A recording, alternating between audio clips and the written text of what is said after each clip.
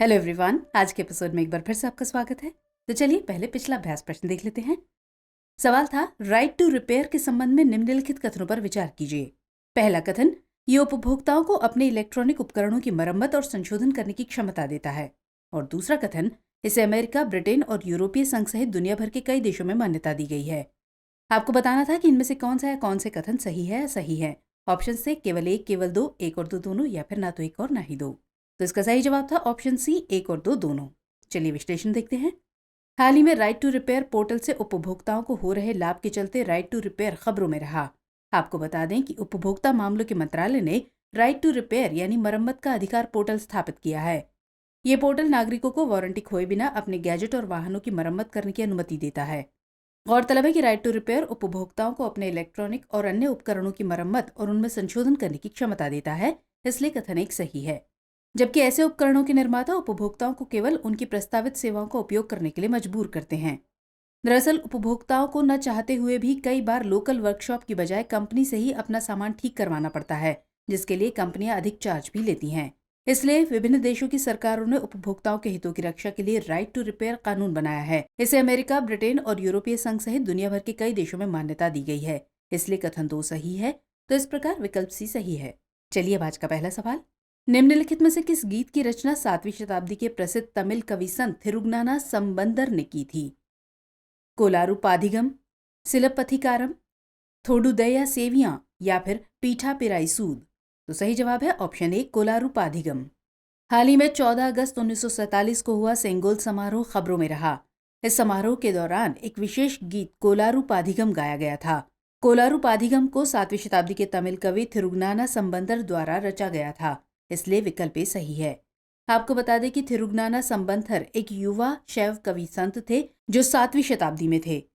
वह 63 नयनारों में सबसे प्रमुख संतों में से एक हैं। आपको बताते चले कि सेंगोल एक राजदंड है जो भारतीय सम्राट की शक्ति और अधिकार का प्रतीक था। चलिए अब अगला प्रश्न। हाल ही में समाचारों में देखा गया कौंडिन्य वन्यजीव अभयारण्य किस राज्य में स्थित है? कर्नाटक, आंध्र प्रदेश, तमिलनाडु या फिर केरल? सही आंसर है ऑप्शन बी, आंध्र प्रदेश। हाल ही में national board for wild life यानी NBWL की स्थायी समिति ने 4 लेन बेंगलुरु चेन्नई एक्सप्रेसवे के दूसरे चरण के निर्माण के लिए हरी झंडी दे दी है। ये एक्सप्रेसवे पालमनेर और तेकुमांडा आरक्षित वनों के अंतर्गत आता है, जिसमें चित्तूर डिवीजन भी शामिल है। चित्तूर डिवीजन कौंडिन्य वन्यजीव अभयारण्य और रायला हाथी रिजर्व के इको सेंसिटिव जोन यानी ESZ का एक हिस्सा है। कौंडिन्य वन्यजीव अभयारण्य आंध्र प्रदेश के चित्तूर जिले के पालमनेर कुप्पम वन क्षेत्र में स्थित है, इसलिए विकल्प भी सही है। इस अभयारण्य में भारतीय हाथी, तेंदुआ, स्लॉथ बियर, जंगली सुअर, चौसिंगा जैसे वन्यजीव पाए जाते हैं। चलिए नेक्स्ट क्वेश्चन। हाल ही में समाचारों में देखा गया AI super computer Airavat Bharat में किस स्थान पर स्थापित है? IIT Kanpur, IIT Kharagpur, CDEC Pune या फिर CDEC बेंगलुरु? तो सही आंसर है ऑप्शन सी, CDEC पुणे। हाल ही में CDEC पुणे में स्थापित AI सुपर कंप्यूटर ऐरावत को दुनिया में 75वां स्थान दिया गया है, इसलिए विकल्प सी सही है।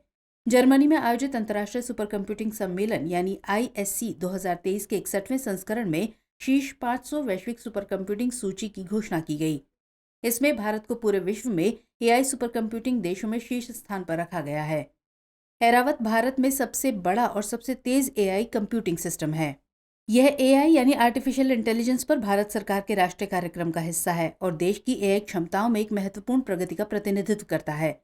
यह न केवल विशेष कंप्यूटिंग के लिए मंच उपलब्ध कराता है, बल्कि बुनियादी ढांचे का निर्माण भी करता है, जो इनोवेशन हब और अन्य अनुसंधान केंद्रों की कंप्यूटिंग जरूरतों में मदद करता है। चलिए अगला सवाल। संयुक्त राष्ट्र के मानव अधिकारों पर पेरिस सिद्धांत के संबंध में निम्नलिखित कथनों पर विचार कीजिए। 1. इन सिद्धांतों को संयुक्त राष्ट्र महासभा द्वारा 1993 में अपनाया गया था। और 2. इन सिद्धांतों के अनुसार राष्ट्रीय मानवाधिकार संस्थानों को प्रभावी होने के लिए जिन मानदंडों को पूरा करना चाहिए, उनमें से एक बहुलवाद है। उपरोक्त में से कौन सा है, कौन से कथन सही है या सही है? केवल एक, केवल दो, एक और दो दोनों, या फिर ना तो एक और ना ही दो? तो सही जवाब है ऑप्शन सी, एक और दो दोनों। हाल ही में राष्ट्रीय मानवाधिकार संस्थानों के वैश्विक गठबंधन यानी GANHRI ने राष्ट्रीय मानवाधिकार आयोग भारत यानी NHRC इंडिया की मान्यता को टाल दिया। संयुक्त राष्ट्र के पेरिस सिद्धांत अंतर्राष्ट्रीय मानदंड प्रदान करते हैं, जिससे राष्ट्रीय मानवाधिकार संस्थानों को मान्यता दी जा सकती है। ये सिद्धांत संयुक्त राष्ट्र महासभा द्वारा 1993 में अपनाए गए थे, इसलिए कथन एक सही है। जिन राष्ट्रीय मानवाधिकार संस्थानों को पेरिस सिद्धांतों का पूरी तरह से पालन करने के लिए माना जाता है, उन्हें ए स्टेटस के रूप में मान्यता प्राप्त है, जबकि जो संस्थान इस सिद्धांतों का आंशिक रूप से अनुपालन करते हैं उन्हें बी स्टेटस के रूप में मान्यता प्राप्त है। पेरिस सिद्धांतों ने 6 मुख्य मानदंड निर्धारित किए हैं जिन्हें राष्ट्रीय मानवाधिकार संस्थानों को पूरा करना आवश्यक है। ये मानदंड है जनादेश और क्षमता, सरकार से स्वायत्तता, एक कानून या संविधान द्वारा गारंटीकृत स्वतंत्रता, बहुलवाद, पर्याप्त संसाधन और जांच की पर्याप्त शक्तियां। इसलिए कथन 2 सही है, तो इस प्रकार विकल्प सी सही उत्तर है। चलिए आगे बढ़ते हैं। भारतीय राज्य व्यवस्था के संदर्भ में संविधान की मूल संरचना कभी कभी समाचारों में दिखाई देती है। निम्नलिखित में से किसने इस संबंध में पहली बार बेसिक स्ट्रक्चर शब्द का प्रयोग किया था? के परासरन, फली सैम नरीमन, सोली सोराबजी या फिर एम के नाम्बियार? तो सही आंसर है ऑप्शन डी, एम के नाम्बियार। हाल ही में सर्वोच्च न्यायालय ने माना है कि जिला न्यायपालिका की स्वतंत्रता संविधान की मूल संरचना का हिस्सा है। आपको बता दें कि 1973 में 13 न्यायाधीशों की एक संविधान पीठ ने केशवानंद भारती बनाम केरल राज्य में फैसला सुनाया कि संविधान का अनुच्छेद 368 संसद को दस्तावेज के मूल ढांचे में संशोधन करने में सक्षम नहीं बनाता है। इस ऐतिहासिक फैसले को मूल संरचना के सिद्धांत के रूप में जाना जाता है। इसके मुताबिक संविधान में कुछ बुनियादी विशेषताएं हैं जिन्हें संसद द्वारा संविधान संशोधनों द्वारा बदला या नष्ट नहीं किया जा सकता है। इस मामले में पहली बार वकील एम के नाम्बियार ने बेसिक स्ट्रक्चर शब्द का इस्तेमाल किया था, इसलिए विकल्प डी सही उत्तर है। चलिए नेक्स्ट सवाल। हाल ही में खबरों में रहा फोरम शॉपिंग शब्द किससे संबंधित है? ऑनलाइन खरीदारी, न्यायालय न्यायाधीश चुनने की प्रथा, सूचित खरीद की एक प्रवृत्ति या फिर अंतर्राष्ट्रीय मंचों के बीच कार्बन व्यापार? तो सही जवाब है ऑप्शन बी, न्यायालय या न्यायाधीश चुनने की प्रथा।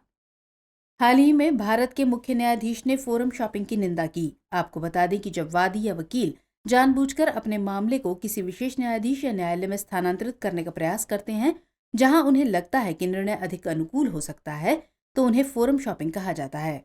वेबस्टर्स डिक्शनरी फोरम शॉपिंग को किसी न्यायालय को चुनने की प्रथा के रूप में परिभाषित करती है, तो इसलिए विकल्प भी सही है।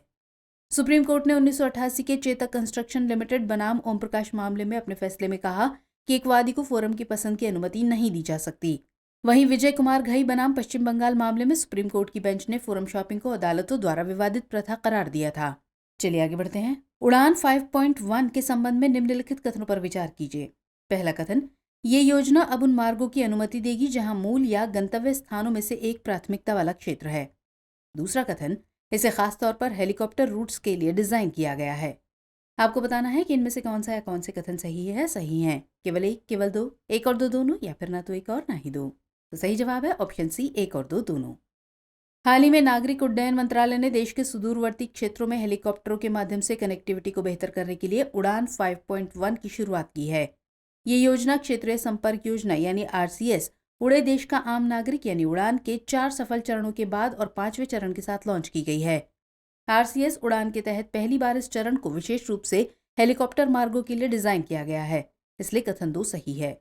उड़ान 5.1 की मुख्य विशेषताओं की बात करें तो ऑपरेटरों के लिए संचालन के दायरे में वृद्धि, जिसमें योजना अब उन मार्गों की अनुमति देगी जहां मूल या गंतव्य स्थानों में से एक प्राथमिकता क्षेत्र में है, जबकि पहले दोनों स्थानों को प्राथमिकता वाले क्षेत्रों में होना जरूरी था, इसलिए कथन 1 सही है। इसी के साथ यात्रियों हेतु हेलीकॉप्टरों में उड़ान को अधिक किफायती बनाने के लिए विमान किराया सीमा को 25% तक कम कर दिया गया है। इस प्रकार विकल्प सी सही उत्तर है। चलिए नेक्स्ट सवाल। विश्व थायराइड दिवस कब मनाया जाता है? 24 मई को, 25 मई को, 23 मई को या फिर 26 मई को? तो इसका आंसर है ऑप्शन बी, 25 मई। हाल ही में विश्व स्तर पर विशेष रूप से डॉक्टरों और चिकित्सा संघों द्वारा विश्व थायराइड दिवस मनाया गया। आपको बता दें कि विश्व थायराइड दिवस हर साल 25 मई को मनाया जाता है, इसलिए विकल्प बी सही है। ये सभी देशों के लिए एक वार्षिक आयोजन है क्योंकि थायराइड रोग एक वैश्विक स्वास्थ्य चिंता है। 25 मई की तारीख को इस वार्षिक आयोजन के लिए इसलिए चुना गया था क्योंकि इस दिन यूरोपीय थायराइड एसोसिएशन यानी ETA की स्थापना हुई थी। आपको बताते चले कि थायराइड रोग के कारण थायराइड ग्रंथि या तो बहुत अधिक या बहुत कम हार्मोन बनाती है। थायराइड ग्रंथि गर्दन के सामने स्थित होती है। ये हार्मोन बनाती है जो शरीर द्वारा ऊर्जा का उपयोग करने के तरीके को नियंत्रित करता है। चलिए अगला प्रश्न। हील इन इंडिया किस मंत्रालय संस्था की पहल है? कानून एवं न्याय मंत्रालय, युवा मामले एवं खेल मंत्रालय, स्वास्थ्य एवं परिवार कल्याण मंत्रालय या फिर आयुष मंत्रालय? इसका सही जवाब होगा ऑप्शन सी, स्वास्थ्य एवं परिवार कल्याण मंत्रालय। हाल ही में केंद्रीय स्वास्थ्य एवं परिवार कल्याण मंत्रालय ने जिनेवा में 76वीं विश्व स्वास्थ्य सभा में एक वक्तव्य देते हुए हील बाय इंडिया और हील इन इंडिया पहलों के महत्व पर प्रकाश डाला। आपको बता दें कि हील इन इंडिया स्वास्थ्य एवं परिवार कल्याण मंत्रालय की एक पहल है, इसलिए विकल्प सी सही है। ये पहल स्वास्थ्य क्षेत्र में वैश्विक नेता के रूप में भारत की स्थिति को मजबूत करने और देश में चिकित्सा पर्यटन को बढ़ावा देने के लिए शुरू की गई है। इस पहल में एक डिजिटल पोर्टल भी शामिल है जो अंतर्राष्ट्रीय रोगियों को उनकी चिकित्सा यात्रा को सरल तरीके से नेविगेट करने में मदद कर सकता है। इस पहल में केंद्र और राज्य दोनों सरकारें शामिल हैं, जो आधुनिक चिकित्सा के साथ साथ पारंपरिक चिकित्सा भी प्रदान करती हैं। इसका उद्देश्य उन विदेशी नागरिकों के लिए उपचार पैकेजों का मानकीकरण करना है जो किफायती उपचार पैकेजों के लिए देश में आते हैं। चलिए अब नोट कर लीजिए अभ्यास प्रश्न। हाल ही में इसरो द्वारा लॉन्च किया गया GSLV F12 नेविगेशन उपग्रह किसका स्थान लेगा?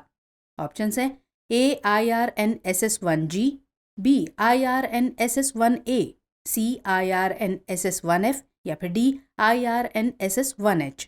तो सवाल का जवाब कमेंट सेक्शन में देना मत भूलिएगा। मुलाकात होगी अगले एपिसोड में, तब तक के लिए जय हिंद।